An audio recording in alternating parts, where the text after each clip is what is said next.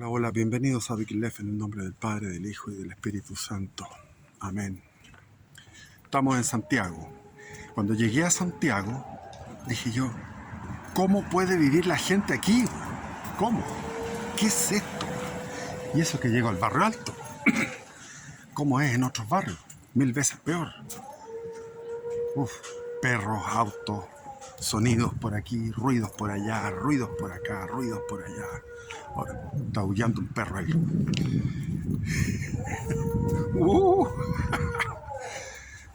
Oye, pero cero actividad espiritual. Iba a misa, hoy día fue a misa, comulgué. La homilía era tan aburrida que casi me quedo dormido. Primero, el efecto que hay en las iglesias católicas, que hay una retumbancia, digamos, no sé cómo llamarlo, acústicamente, no tengo el término técnico, pero el que hacía chistes de eso era el Coco Legrand, que decía: queridos hermanos, en este día nosotros consideramos, celebramos. Y ahí estaba yo, dormido, horrible, decía yo. Qué ganas de hacer la iglesia perfecta, traer predicadores protestantes. Y después la buena cena del pan eucarístico, que los protestantes no lo tienen. Entonces, cuando uno va a la iglesia católica, como que va a comer y come bien, queda bien satisfecho. Pero no hay buena conversación. Es como que va a comer uno y todos callados. No hay una buena diálogo, no hay palabra. Con la palabra se engrupen los protestantes, con la palabra se engrupen los comunistas, con la palabra se engrupían los alemanes de la época del Tercer Reich. La palabra, el bla bla. Y un buen bla bla, pucha, que le haría bien a la iglesia. No hay buen bla bla, nada, horrible.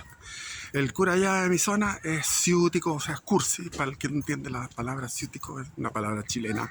Cursi. Entonces, como es cursi, es fome.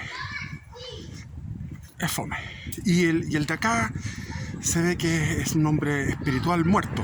No sé cómo llamarle los espirituales muertos. Es una definición extraña.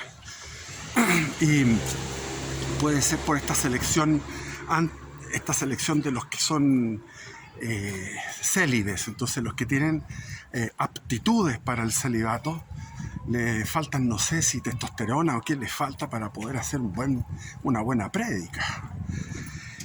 Echo de menos esas famosas prédicas fantásticas en la iglesia anglicana, porque ahí tengo 3 hijos en la iglesia anglicana. Y ahí el Alfred Cooper, excelente, está todo el rato ahí uno pendiente de la prédica. Pero bueno, comulgué, rico. Oración, ninguna oración, nada, todo zarandeado por el exterior. El exterior. Entonces yo decía, cuando uno llega acá, ya yo me empiezo a poner nervioso ya, no nervioso, sino que me empieza a venir una especie de fobia a la cantidad de autos entrando por Chillán. Siempre los viajes que hago, los hago en mi camioneta desde el sur, y cuando voy entrando a Chillán, empieza de entre Chillán y San Carlos mucho movimiento de autos, después se alivia. Después viene Talca, entre Talca y Curicó otro movimiento de autos, y después entre San Fernando, Rancagua y Santiago. Ya después de Rancagua vienen 3 pistas, todos los gallos corriendo a todo lo que dan ahí, las 3 pistas para llegar a la angostura de Paine y continuar. ¿Por qué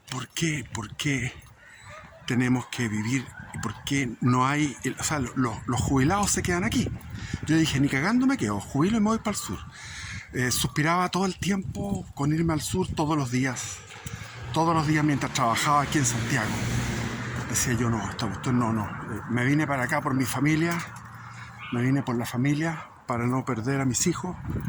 No me había separado, entonces dije, bueno, voy a estar con mis hijos. Y me vine acá. Y ahora están mis nietos, están mis hijos, está mi mamá, están mis hermanos, o sea, todo está aquí en Santiago. Entonces tengo que venir en unos viajes incómodos, Son 12 horas de conducción. Y llego acá y me encuentro con mi fobia. Es una fobia que le tengo a las ciudades grandes. Por ejemplo, yo voy a Valdivia. En Valdivia hay tacos. Pero uno sabe que el taco son 3 cuadras, porque después ya se acaba en la ciudad pequeña. Entonces el taco en una ciudad pequeña es diferente a los tacos que hay aquí. El mal vivir que hay aquí. Tremendo. Es un zarandeo. Con Z, zarandeo. Para acá y para allá.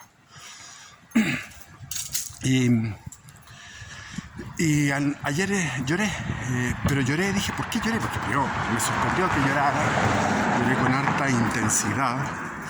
Y dije, ¿qué es esto? ¿Por qué me vinieron las lágrimas? ¿Por autocompasión? No, por nostalgia, con mayúsculas. Me vino una nostalgia de mi hermano que falleció, compartíamos una pieza. Y cuando en la década de finales de los 60, de los 70, comienzo de los 70, había un programa en la noche de Julián García Reyes que decía: para los que están solos o se sienten solos.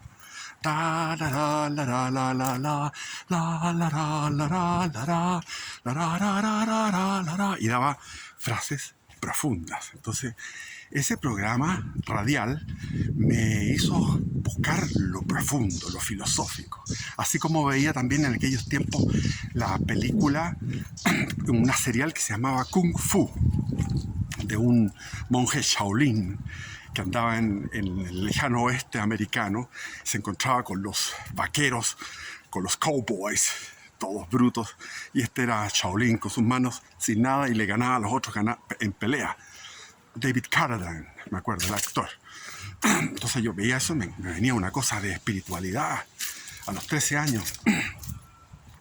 El glorioso año 71. ¿Por qué fue glorioso? El año 71, la Unidad Popular tiró toda la carne a la parrilla, emitieron dinero inorgánicamente, entonces fue una fiesta fantástica que se vivió en todos los estratos sociales. Y íbamos a una fiesta, me acuerdo, las primeras fiestas, fantástico, se tocaba Cat Stevens, Neil Diamond, el otro, se me olvidan, la Carole King, y los hippies de Norteamérica, se tocaba Balas y Cadenas, me acuerdo, Balas y Cadenas, que era eso, una obra larga. Led Zeppelin, y uno fumaba los primeros cigarros como escondidamente y se pegaba sus pequeñas borracheras en esas fiestas, y entonces uno estaba expandido hacia el lado del Dionisios de las fiestas, y por otro lado llegó la película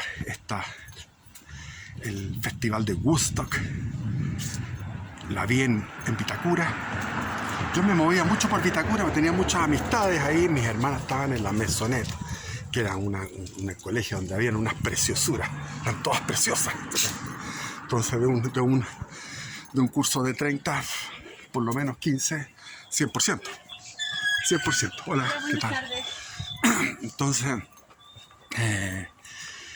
y yo tenía en mi casa una preciosa piscina con un parrón, con un sauce llorón grande, con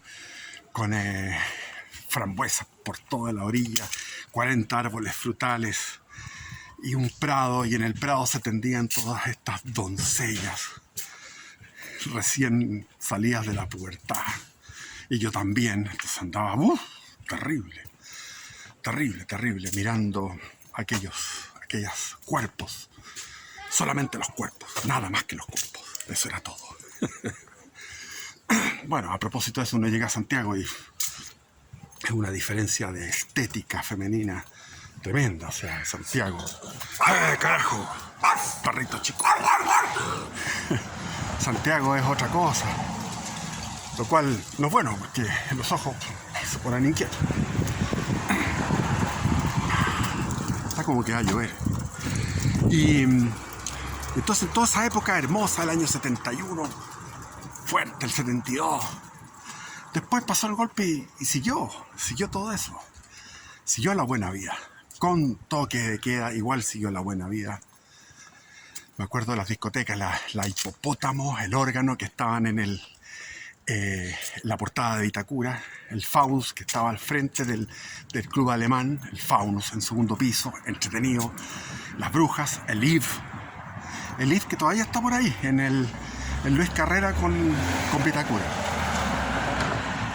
Y llegó una película, me acuerdo, al Cine Oriente, o Teatro Oriente, que está ahí en Pedro Valdivia. Todavía está ese cine.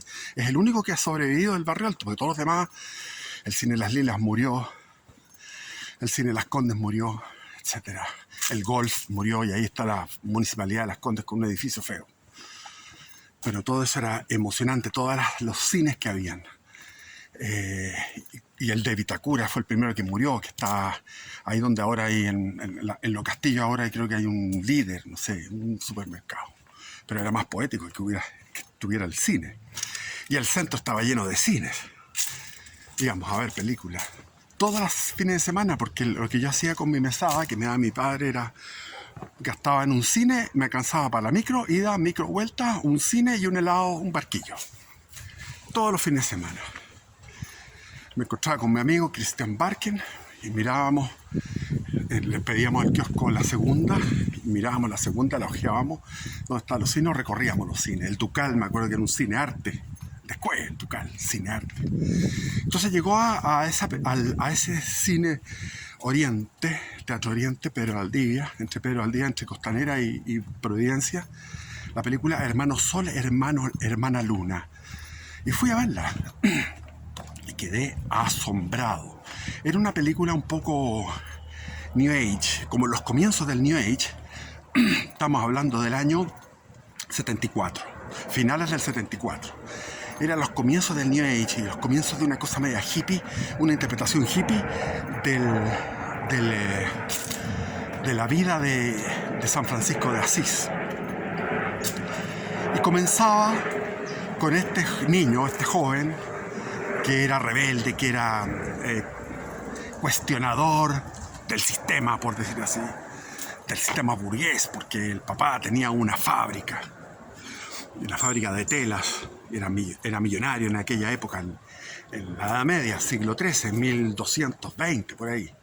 Y él fue a la guerra y en la guerra no le gustó, volvió de la guerra herido, con una fiebre, y ahí empezaba a pensar, y de ahí empieza después a tirar las telas del papá, se las da a los pobres, lo que no debe hacerse, porque él era del negocio del papá, que tenía que estarle tirando a los pobres. Pero para los que teníamos algún conflicto con el padre, que era una buena cantidad de hijitos de papá, los hijitos de papá siempre teníamos alguna tranca con el padre, entonces habíamos varios de ellos ahí viendo la película y nos empezamos a emocionar, la emoción empezó a subir, a efervecer, porque él después se pelea con el padre y después se pelea con el obispo de la ciudad, dos figuras paternas, entonces hay una rebelión ahí, y él pesca sus ropas de principescas y se las dona a un mendigo y sale desnudo, mostrando sus nalgas por detrás en la película, hacia el sol, caminando, saliendo de Asís, como despojado de todo. Oh, qué emocionante. Y él después se pone un saco de estos sacos de patata para poder ser un menticante, un pobre entre los pobres, y empieza a reconstruir la Porciúncula, que era una iglesia que le hablaba el Cristo de la Porciúncula, que es famosa esa imagen del Cristo de la Porciúncula, le hablaba, reconstruye mi iglesia, y él entendió que reconstruir la iglesia era reconstruir esa iglesia, la de la Porciúncula, que estaba totalmente en ruinas. Entonces él va y trabaja en el invierno, con lluvia, con nieve, qué sé yo, y le empiezan a llegar los seguidores.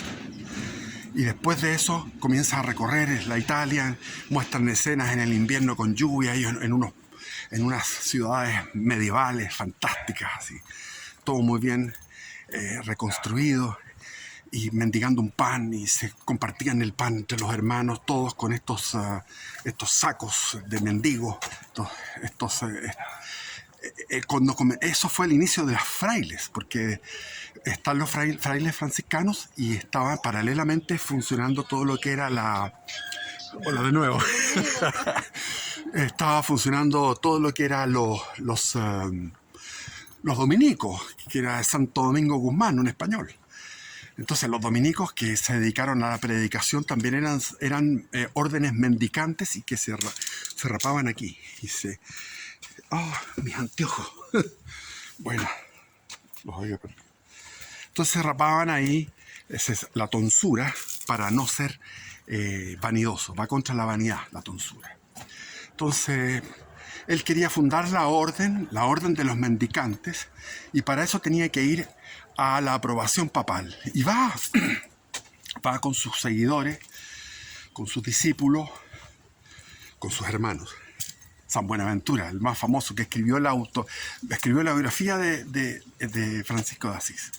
Yo no la leí completa, pero leí unas partes, porque es una tremenda obra, así, tremenda, gruesa, con todos los innumerables hechos de este gran santo, el más grande santo de la cristiandad.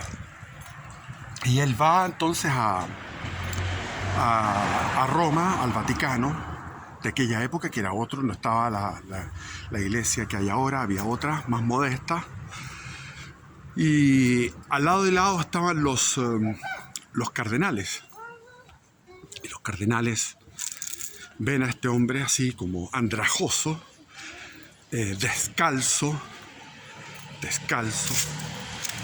totalmente pobre, y que va con un rollo que lo habían redactado, un rollo que leyó en latín, y va leyendo el rollo y de repente lo tira. Son cosas de la película. Tira el rollo.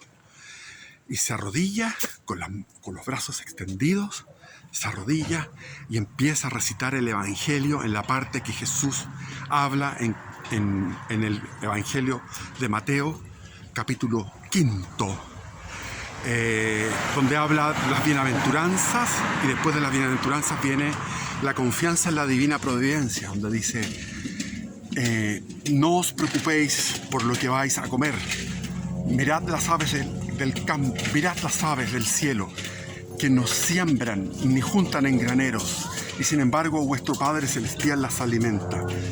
Y no os preocupéis con qué os vestiréis, mirad los lirios del campo, y yo os digo que ni Salomón con toda su magnificencia se vistió como uno de ellos.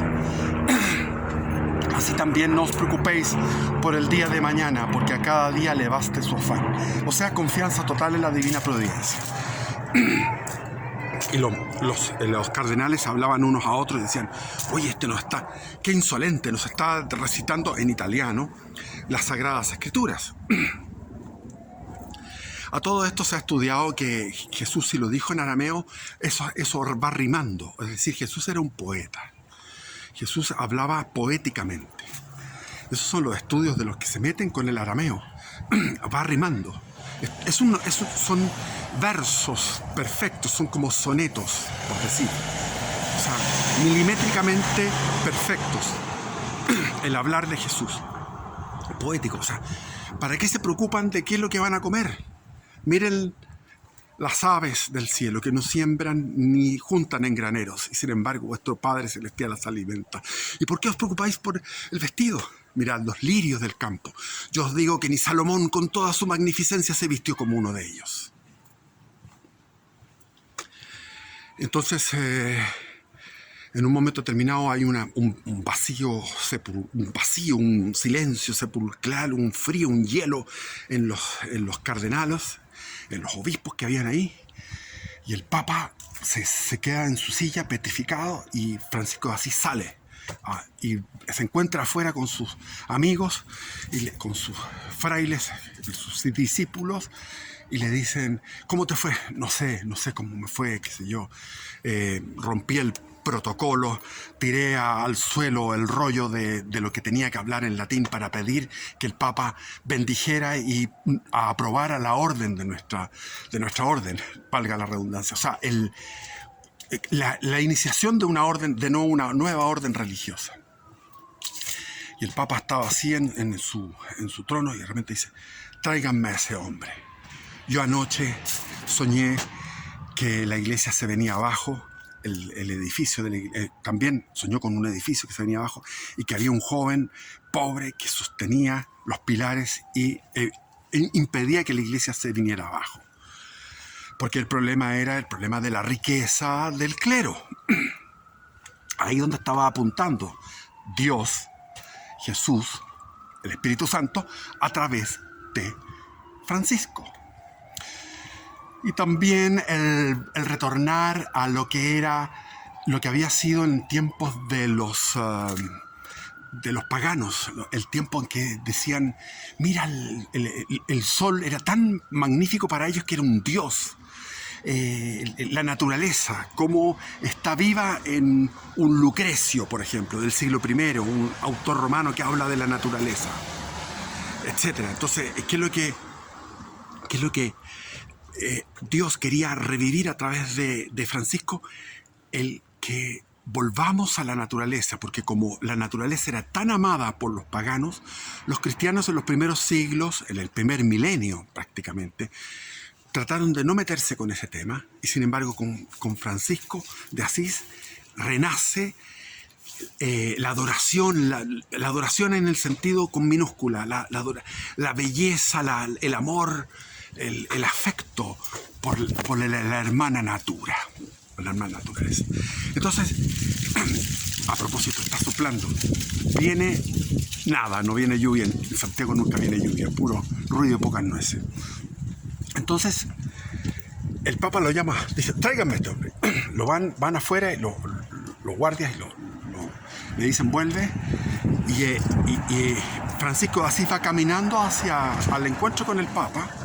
Y en ese momento, el Papa se levanta de su trono, va y le besa los pies. ¡Wow! A ese momento ya estaba llorando yo. Cuando se cerraron las cortinas de la película, se terminó todo, se encendieron las luces. Yo tenía una vergüenza de levantarme porque estaba llorando a torrentes, a mares. Y sin embargo, me encontré que habían otros que también estaban llorando. No era yo nomás. Por lo menos había menos de 10, pero había un buen número de personas que estaban en la misma situación. Y desde ahí yo dije, bueno, voy a ser pobre. Voy a entregarme a Dios. Y de ahí vino un amor por la pobreza. Y ese amor por la pobreza fue hasta el día de hoy. Hasta el día de hoy. Por mi linaje, por mi familia, yo estoy en estos barrios y me he salvado de varias cosas duras a través de mi vida, porque la providencia me ha ayudado en ese sentido, la providencia que me dijo en un momento las palabras de Jesús. No tengas temor por qué vas a comer, ni por qué vas a vestir, ni lo que va a pasar en el día del futuro, ni el día de mañana. Preocúpate del día de hoy y no te preocupes de qué vas a comer ni de qué vas a vestir. Entonces, esa vocación por la pobreza significó que yo de repente en cuarto medio había sacado di la prueba específica de ciencias sociales, saqué 840 puntos. En la prueba de aptitud castellano, de aptitud verbal, saqué 770 puntos. Y en la de matemáticas, donde yo no era bueno, saqué 750. Ese era el puntaje que tenía, el mejor del colegio, San Ignacio, y estaba yo catapultado hacia un éxito, porque me dijeron, sigue derecho, bueno, ya, derecho, por ser abogado. Pero el tema de renunciar a la carrera de derecho y meterme en otros temas que no tienen nada que ver con lo práctico, con lo que es profesional, implicó en mi vida como mínimo, $1 millón como mínimo, pero son 3, 4, 5, 6 millones de dólares, porque eso es la diferencia entre lo que yo gané siendo una persona sin título a lo que habría sido si hubiera sido un abogado o hubiera sido un decano de una facultad, etcétera, etcétera. O sea, por lo menos $1 millón más, lo que significa bastantes cosas. en aquellos tiempos, que el dólar valía más que ahora. Entonces quedé con esa impronta. Y después, cuando perdí la fe, seguí con esa impronta. Entonces los viajes que hacía eran viajes totalmente entregados. O sea, lo que es viajar con una muda de ropa, no con mochila, porque no hay para qué viajar con tanta cosa. Con una muda de ropa, un libro de poesía, el Tao Te Ching, que me inspiraba, Lao Tse, el Tao Te Ching, y nada más, nada más.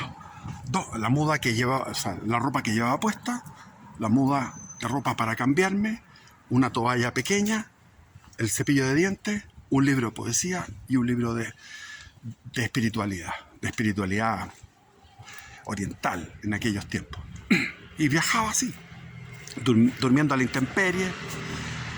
Si yo junto las noches que dormía a la intemperie, son más de un año, más de 365 noches en distintas ubicaciones, arriba en un edificio, en el último piso, o abajo metido en unos jardines, o en un parque, o mirando un barco en el crepúsculo, o en una playa en el Mediterráneo mirando los yates, o en un cerro, y me despertaba con la lluvia y decía yo, ¿qué hago aquí? ¿En qué estoy? ¿Dónde estoy? Me despertaba con una extrañeza tan grande. ¿Dónde estaba?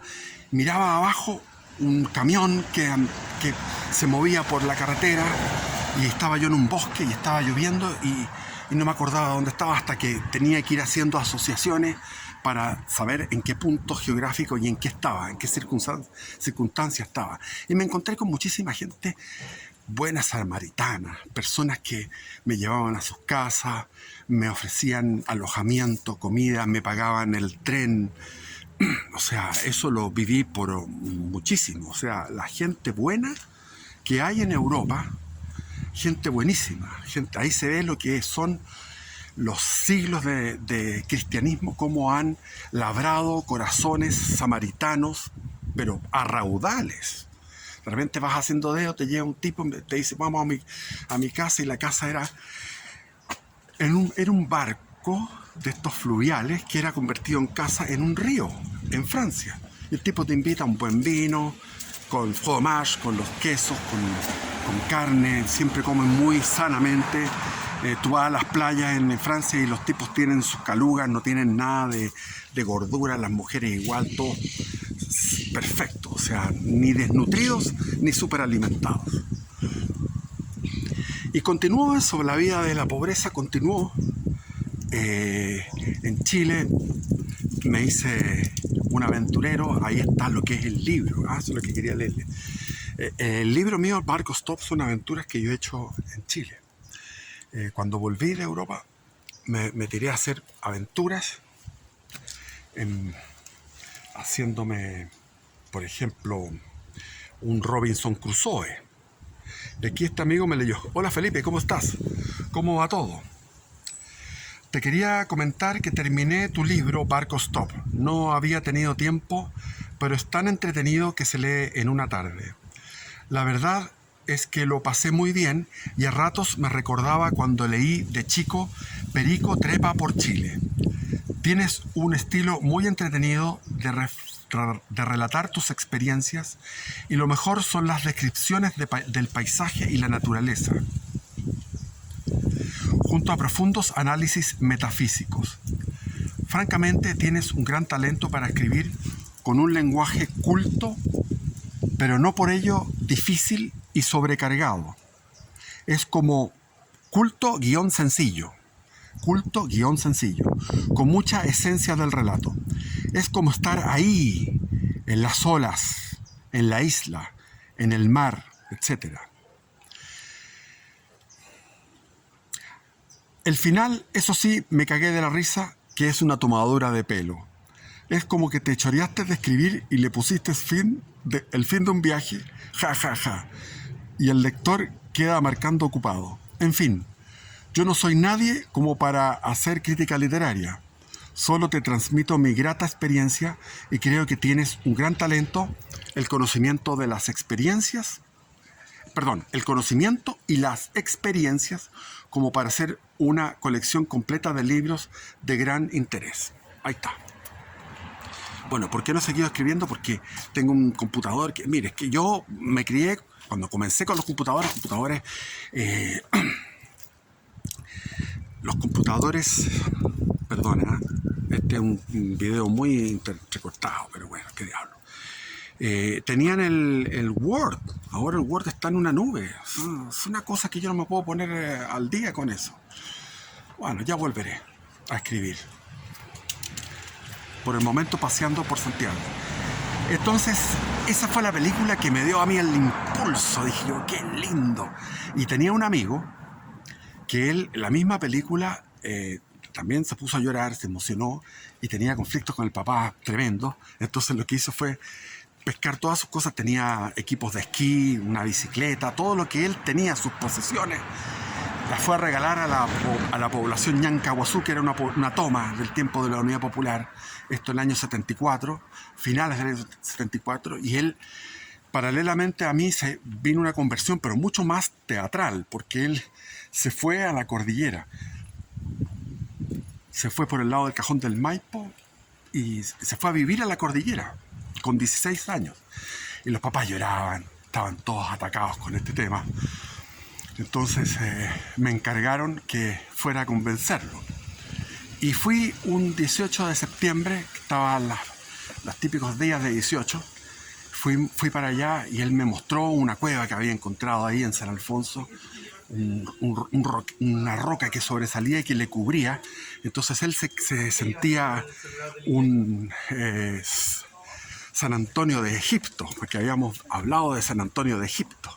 Estábamos fascinados con esa vida de ese otro santo que pasó más de 80 años en el desierto orando. Y él tocaba la guitarra, entonces se ponía a tocar guitarra en ese momento cerca de la nieve en el 18, y a lo lejos escuchábamos las cumbias, a lo lejos, las cumbias del 18. Y ahí le dije, oye, bueno, tenéis que volver porque la voluntad de Dios no se puede ir a tu edad en contra de lo que es la obediencia a tus padres, la obediencia a la iglesia, y tenés que terminar tus estudios y hacerte hombre. No podés hacer esto ahora. Así que lo llamé a la cordura y regresó donde sus padres. Lo recibieron con los brazos abiertos. Fue precioso. Linda época aquella.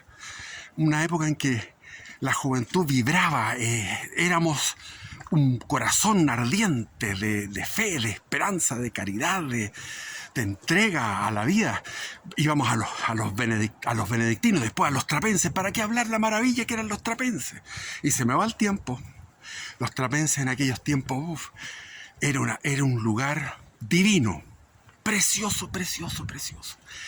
El recogimiento espiritual, el silencio, las campanadas para llegar a los oficios o los cantos gregorianos, las alabanzas permanentes a Dios, las confesiones con el Padre Lino, que era un santo, una confesión que duraba media hora en el silencio, etcétera. Bendiciones.